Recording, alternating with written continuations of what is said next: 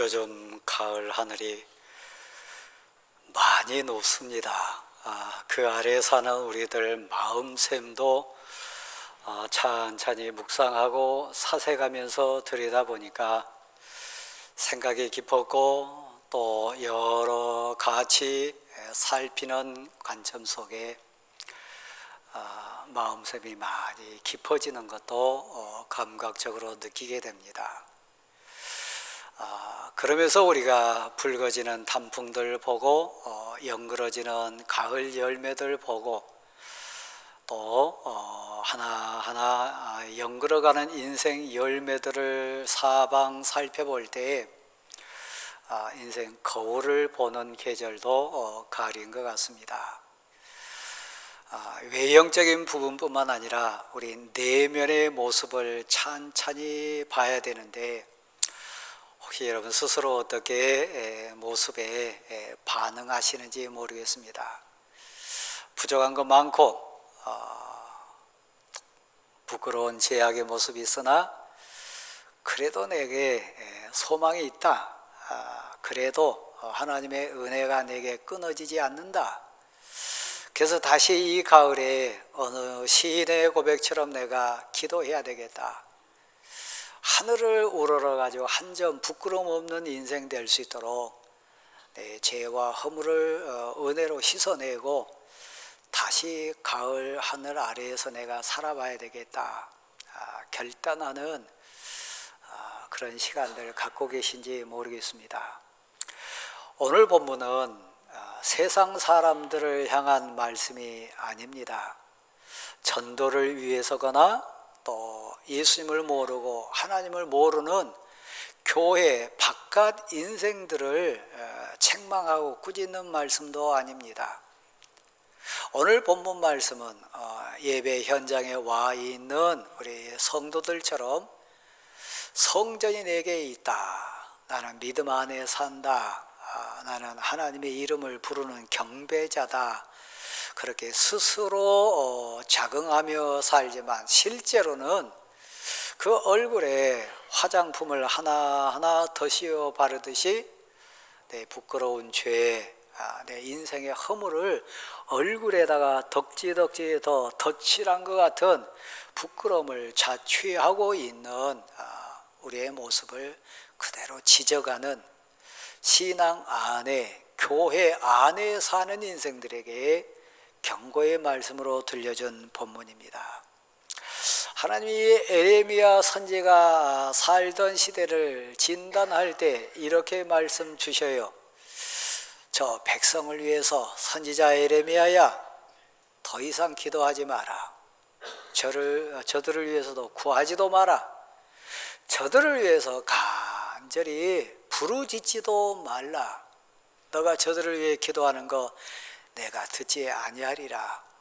내가 그 기도에 응답하지 않겠다.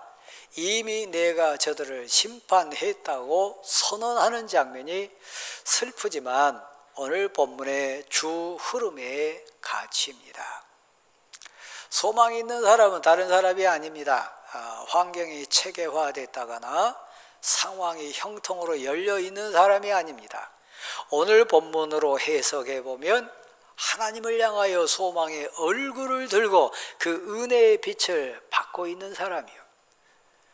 등을 돌려가지고 하나님을 등지고 떠나는 인생이 아니라 부족하지만 모자라지만 한 발 한 발 믿음의 주요 온전케 하신 예수 그리스도를 향해서 발걸음을 떼는 인생이요.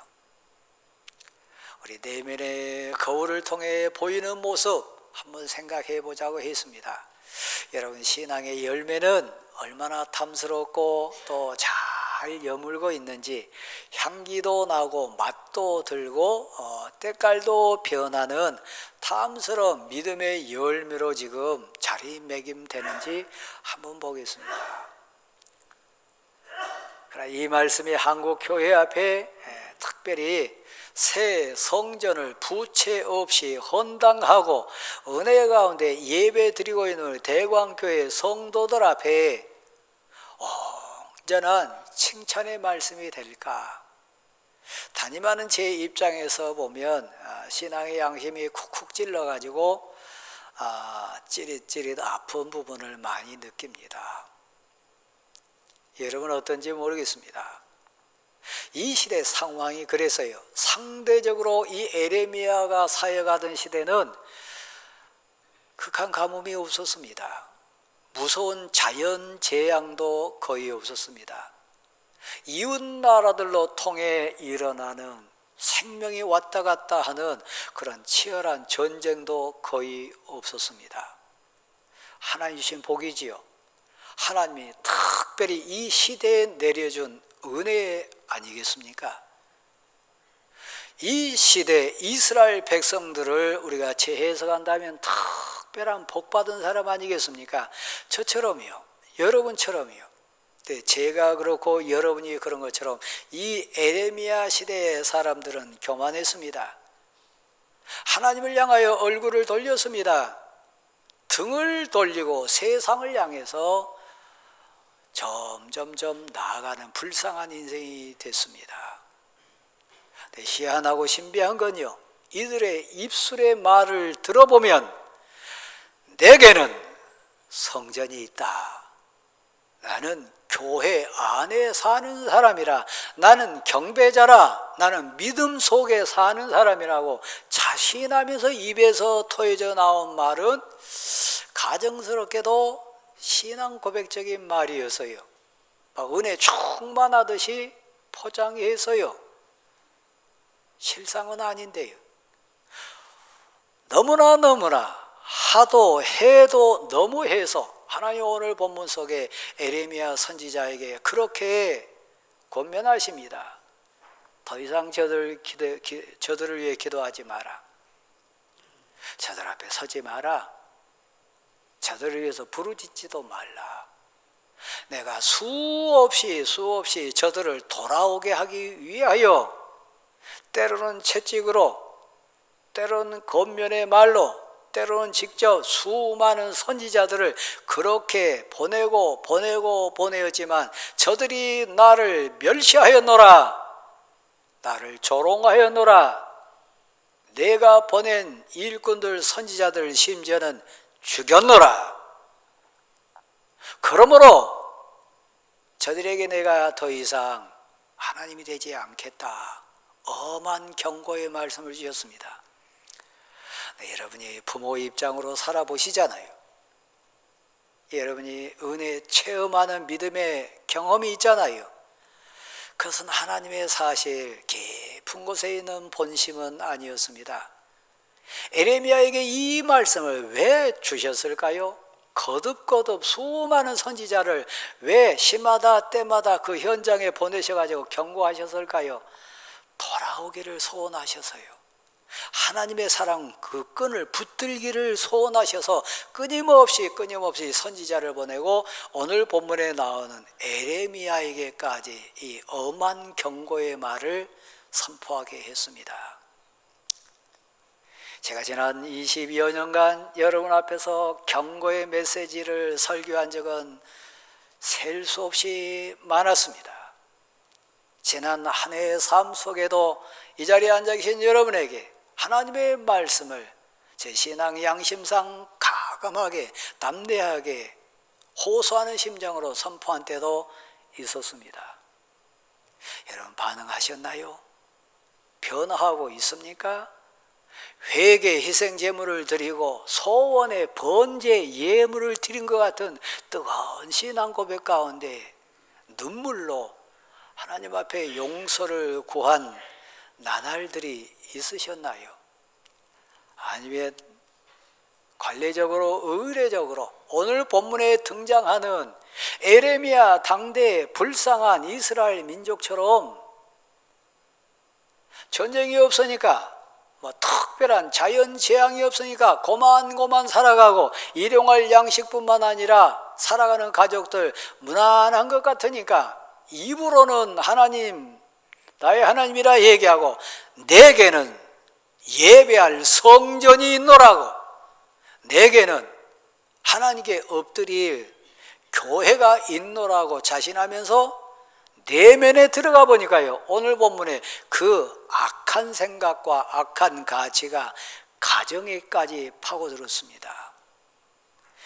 이 자녀와 부모로 앉아 계신 여러분, 서로를 이렇게 견주어 보면서 서로에게 부끄럽지 않나 한번 생각해 봤으면 좋겠어요. 자녀들이 돌아다니면서 나뭇가지를 줍습니다. 남편 된 아버지는 불을 피웁니다. 그리고 아내 되고 엄마 된 여인은 밀가루 반죽을 해가지고 떡을 만듭니다. 왜 그렇습니까? 그들 입술에 있는 신앙 고백처럼 만왕의 왕이신 하나님께 경배하기 위해서가 아닙니다. 하나님께 온전한 제사를 드리기 위해서 아이들이 나뭇가지를 줍고 남편이 불을 피우고 아내가 떡을 만들어내는 거 아닙니다. 오늘 성경 말씀에 보면 여호와 하나님의 진노를 격동시키는 그 분노를 극하게 만드는 행위를 하는데 하늘 여신에게 그 우상에게 예물을 드리기 위함입니다. 나하고 관계없다, 우리하고 관계없다 그런다면 오늘 본문에 나오는 에레미야 선지 시절에 이스라엘 사람들하고 우리는 별 차이 없을 겁니다. 용서하시고 또 한편에 이해하시고 말씀을 좀 들었으면 좋겠습니다. 지금 특검이 진행되는 상황 속에 우리 민족이 소가리를 해가고 있습니다. 진영 논리로 제가 말씀드린 거 아닙니다. 한국 교회 앞에 한국 교회에 대한 회개를 우리 스스로가 생각하면서 드리는 말씀입니다. 금으로 만든 두꺼비를 바치기도 하고 귀중품이라고 하는 것을 바치면서 어떤 관직을 요구하기도 했던 여러 사람 가운데 대표적인 두 사람은 슬프게도 우리 교단의 장로님들이었습니다. 저 강남 큰 교회 장로님, 한국 교회를 대표하는 지도자급에 있는 장로님이었습니다.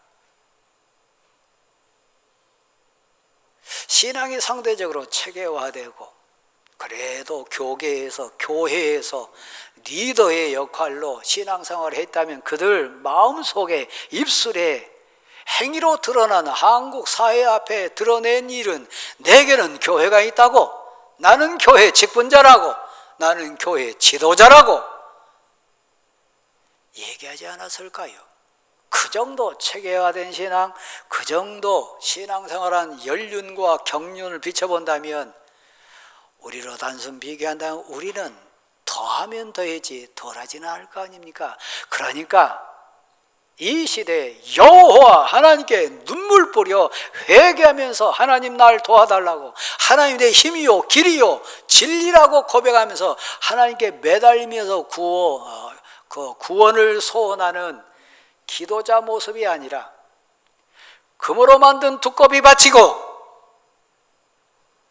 목걸이, 귀걸이, 팔찌, 귀금속 갖다 주면서 수많은 사람들이 저 거짓 신앙이다, 무속 신앙이다, 타락한 인생이다, 저주했던 인생들에게 바치면서 신앙의 본 모습과는 영 딴판으로 가는 이 시대의 한국의 현실이 제 모습이고 우리의 모습 아니겠습니까? 성전 안에 있는 인생이라 자랑하는 오늘 본문의 인생들이 그랬으니까요. 저는 내가 성전 안에 있다 이 본문을 지날 때마다 정말 아픔으로 우리 성도를 생각하고 담임 목사인 제 자신을 생각해 봅니다. 우리 교회 입당하면서 헌당했어요. 부채 없이 헌당했어요. 이렇게 귀하고 아름답고 복된 성전을 선물로 받았어요. 부채 없으니까 믿음의 본질, 사역의 본질, 선교와 전도에 우리 집중하자 입술로 외치고 고백하면서 사명을 선포하면서 예배 때마다 우리 나아갑니다. 우리가 귀한 성전 안에 삽니다. 이 성전 거충하는 과정 속에 다양하게 헌신하고 기도하고 눈물 뿌린 봉사자들 많이 계세요. 우리가 혹시라도 착각하면 안 될 부분, 오해하면 부끄러운 부분이 있습니다. 이 성전의 아름다운 만큼, 이 성전의 화려하고 이 시대의 상황 속에 귀한 은혜 받은 만큼, 목사인 저는 이곳에 앉아 계신 여러분의 신앙은 완전한 모습일까요? 덕을 세우고 은혜를 끼치고 이 지역사회뿐만 아니라 한국 교회 앞에 복받은 교회 성도만큼 이 은혜 입은 특별한 은총 속에 사는 교회 인생인 만큼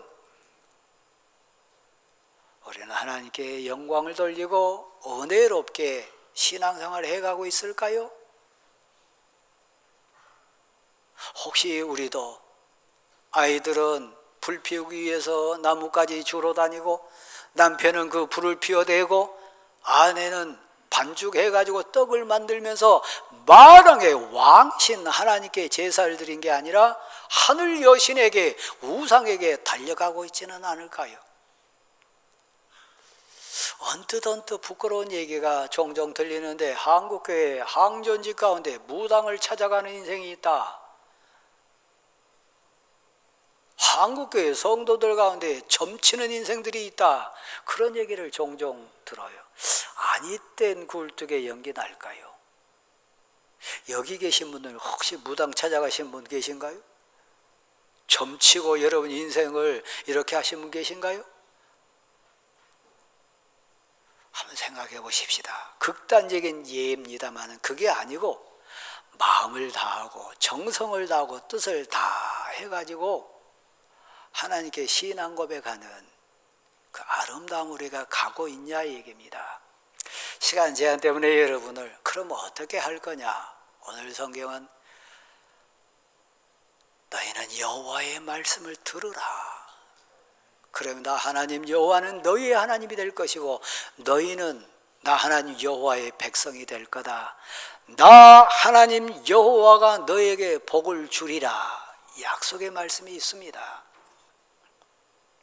빌립보서 4장 현장에 가보면 사도 바울은 빌립보 지역에 있는 성도들을 뜨거운 눈물을 흘리면서 이렇게 고백합니다.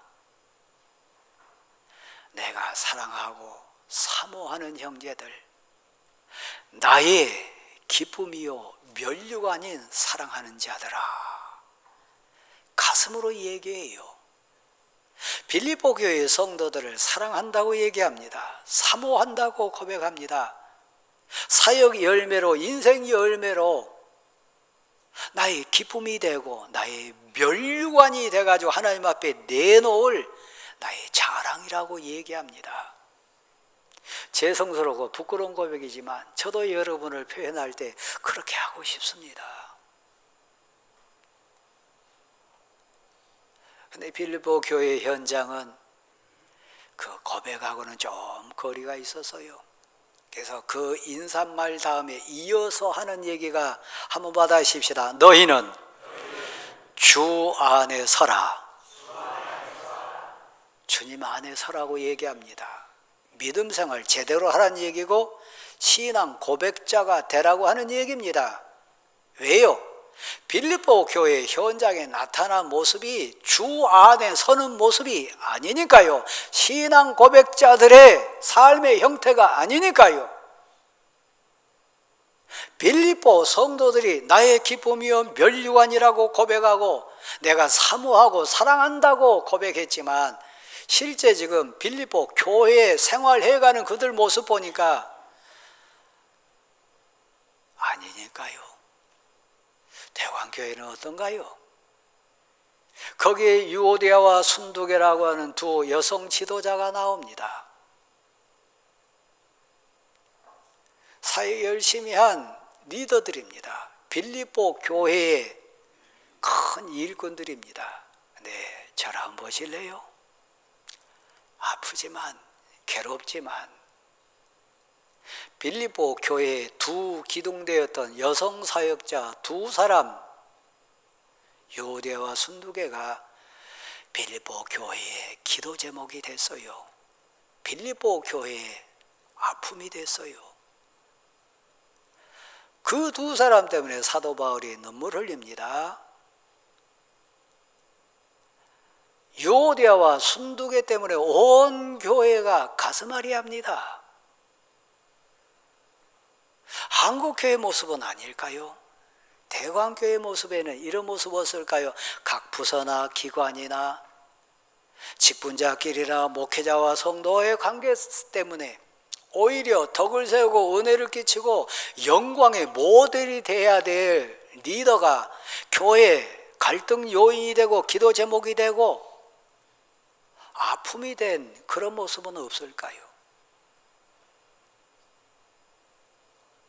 내가 성전 안에 산다, 내가 직분자다, 내가 헌신 열심히 한다, 봉사 열심히 한다, 그거 맞습니다. 그러나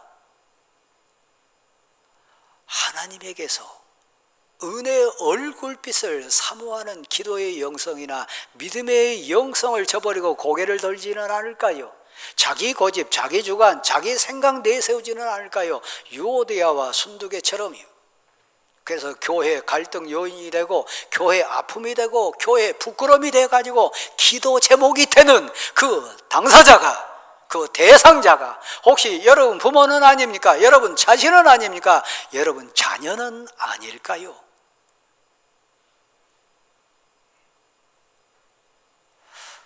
그런데요, 사도 바울은 이 빌립보서 4장을 보내면서 소원을 가지고 얘기합니다. 나의 사랑하고 사모하는 사랑하는 자들아, 나의 기쁨이요 면류가 아닌 내 사랑하는 자들아. 유오디아를 얘기합니다. 순두개를 얘기합니다. 그리고 두 사람을 향해 직접 책망과 권고로 마지막 기회를 선포합니다. 한번 받아주십시다.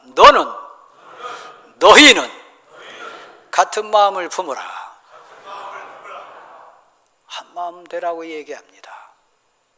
예수 그리스도의 마음이요. 같은 마음을 품으라.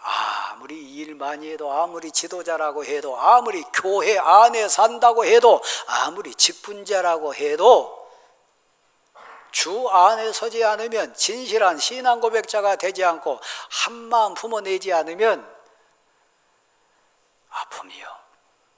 다시 저를 보실랍니까? 담임하는 목사로서 여러분에게 제 가슴으로 권하고 말씀 의지에 선포합니다.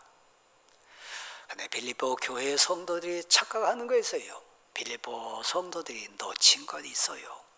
그래서 사도 바울은 나의 사랑하고 사모하는 형제들아, 나의 기쁨이요 면류하는 사랑하는 자들아, 주 안에 서라, 이 표현한 다음에요, 유오디아와 순두개를 얘기한 다음에요, 적극적인 권면을 합니다. 다시 한번 하십시다. 저들을 도우라. 비판하지 말란 얘기입니다. 판단하거나 미워하거나 정죄하지 말고 오히려 더 적극적으로 저들이 깨닫도록, 저들이 본질에 온 정성 다하도록, 저들이 거듭나서 하나님 교회의 영광이 되도록 너희가 도우라. 가장 적극적인 표현이 저들을 도우라. 왜 그런지 아십니까? 그 다음 기절에는 이렇게 되어 있습니다. 저들의 이름이 생명책에 있느니라.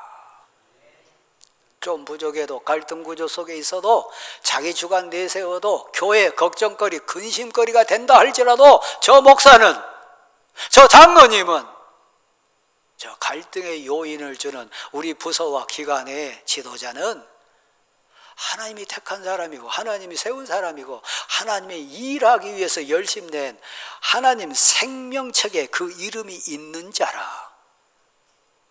빌립보 교회가 이걸 놓쳐요. 한국 교회가 이걸 놓쳐요. 대광교회가 이걸 놓치고 있어요. 자기 마음대로 재단하고 판단하고 정죄하고 심판하고 비난해요.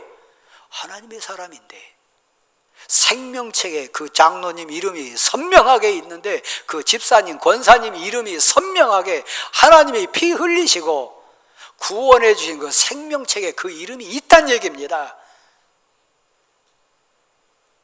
그는 하나님 주권 아래 있습니다. 하나님에 대해 하나님이 고칠 줄 믿습니다. 하나님이 또 다르게 써주실 줄 믿습니다. 그 이름이 생명책에 있어요. 우리 자신도 마찬가지고요.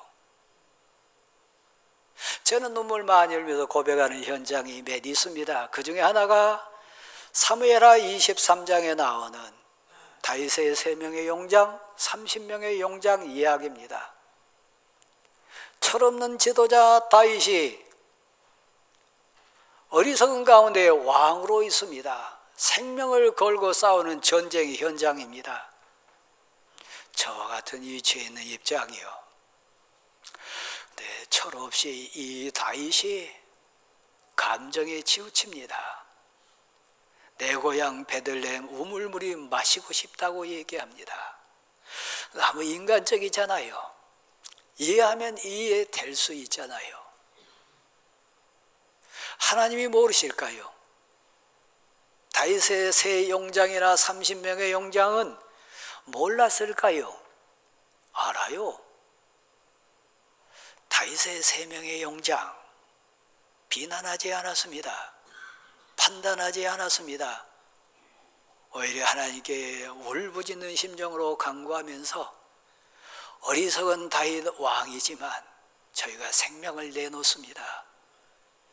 베들레헴 우물에 가서 그 우물을 떠옵니다. 그들 목숨은 중하지 않나요? 그들은 생각이 없고 그들은 미련 멍청한가요? 아니요. 하나님을 믿어요. 하나님의 주권을 인정해요. 다윗을 세우신 분이 하나님이십니다. 다윗을 보내신 분이 하나님이시고 다윗은 우리 왕입니다. 리더십에 순종합니다. 대역사가 일어나요. 저도 우리 장로님들 때문에 철든 게 많습니다. 제가 중3 때 아버지가 돌아가셨어요. 아버지에게 응당 배워야 될 남자를 배우지 못한 게 많았습니다. 우리 장로님들을 통해서 우리 성도들을 통해서 남자를 배운 게 많습니다. 지난 23년 사역 속에 부족하고 연약한 제가 목사로 거듭난 순간이 많습니다. 근데 돌아보면요, 저의 부족함과 연약함을 비난하는 사람을 통해 이루어진 것 아니더라고요. 뻔히 제가 잘못한 거 저도 아는데, 그런데 다윗의 3명의 용장의 그 현장은 그곳에만 있는 게 아니라 제 인생에게도 있더라고요. 다윗이 울어요. 하나님께 엎드립니다. 회개합니다. 하나님, 제가 어리석은 지도자였습니다. 제가 미련한 왕이었습니다. 다시는 제가 이런 짓 하지 않겠습니다. 그 물을 벌컥벌컥 마시지 않습니다. 하나님께 온전히 부어드리면서 하나님이 원하는 왕으로 거듭나는 역사를 이루어냅니다. 사랑하는 대광교회 성도 여러분, 저는 대광교회 청년 출신입니다. 이 교회에서 추천해서 목사가 되었고 이 교회에 전임 사역을 했습니다. 10년간 부교육자 생활로 태전에 살다가 담임 목사로 부름받아서 23년을 마무리하고 있습니다. 언제까지 제 사역이 진행될지는 저도 모릅니다. 그러나 앞에선 저는 여러분의 작품입니다. 앞에서 목사된 저는 대광교회의 열매입니다. 저만 열매인가요? 우리 장로님들, 권사님들, 집사님들, 우리 공동체가 빚어낸 열매입니다. 비난하면서 빚은 것 아니고요. 사랑하고 또 참고 믿어주고 또 도우면서 그렇게 한 겁니다.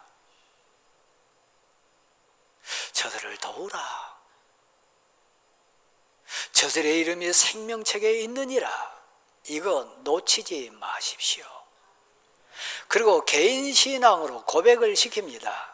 빌립보서 4장 4절 말씀이요. 주 안에서 항상 기뻐하라.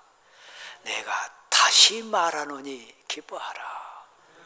그 목사 때문에 상처받았다고 그러지 말고, 저 장로님 때문에, 권사님 때문에, 누구 때문에 뭐 시험 들었다고 그러지 말고, 주 안에서 너 신앙 고백으로 하나님을 믿음으로 너 주께서 그 모든 것을 그 쓰임에 적당하게 지으셨나니 심지어 오직 악한 자도 악한 날에 적당하게 지으셨느니라. 그러니까 주 안에서 기뻐하라는 거예요. 뭐 상처받았다 이랬다 저랬다 하지 말고요. 하나님을 기쁘시게 하면 그 원수와도 화목하게 된다고 얘기합니다. 주 안에서 기뻐하라고 얘기합니다. 절 보십시오. 우리 서로 만날 날이 천년 만년 있는 것 아닙니다. 가족과의 관계도 그렇고 믿음의 가족된 성도의 우리 만남도 그렇습니다. 그래서 개인 경건으로 개인 신앙 고백으로 주 안에서 항상 기뻐하라고 얘기합니다. 공동체 앞에서 관계 앞에서 빌립보 성도들에게 사도 바울이 애절하게 부탁한 것 본질은 그겁니다. 한번 받아십니다. 너희의 관용을 모든 사람이 알게 하라. 관용은 용서하는 마음이고요.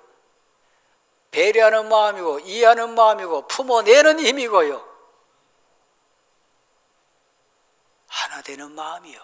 너의 관용을, 너의 넓은 마음을, 너의 용서하는 마음을 모든 성도가 알게 하라. 모든 사람에게 드러내라 이 얘기입니다. 나 죽어도 용서 못한다. 그 사람 죽어도 십자가의 은혜를 받지 못할 사람이에요. 우리 의지로 안 된다는 얘기입니다. 내 결단으로 안 된다는 얘기입니다. 그래서 여러분 5절 6절 말씀에 그 얘기가 나옵니다. 너희 구할 바를 감사함으로 하나님께 아뢰라. 기도하면 그 힘 생깁니다. 어떤 것도 걱정하지 말고 염려하지 말고 무서워하지 말고 너의 간구할 바를 모든 지각에 뛰어난 하나님 앞에서 감사함으로 아뢰라는 얘기입니다. 갈등이 있나요? 아픔이 있나요? 하나님께 나가서 우세요. 하나님께 구하세요. 그러면 하나님이 감사함으로 응답해 주실 줄 믿습니다. 이 공동체가 신앙 공동체예요.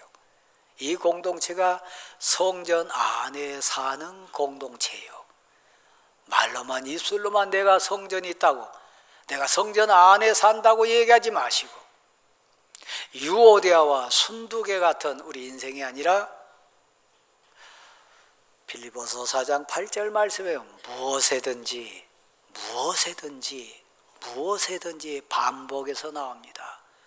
덕을 끼치고 은혜를 끼치고 경외할 만하고 사랑할 만하고 칭찬할 만하고 유익하게 하고 쭉 나옵니다. 이 은혜 속에 사는 성도 여러분 될 수 있기를 간절히 소원합니다. 가을 하늘이 높습니다. 하나님의 은혜는 더 높습니다. 가을에는 말도 살찌고 가을에는 우리의 마음도 살찌게 되어 있습니다. 기도하는 성도에게요. 이 은혜가 여러분 모두에게 있어지기를 간절히 소원합니다. 자리에 일어나십시오. 620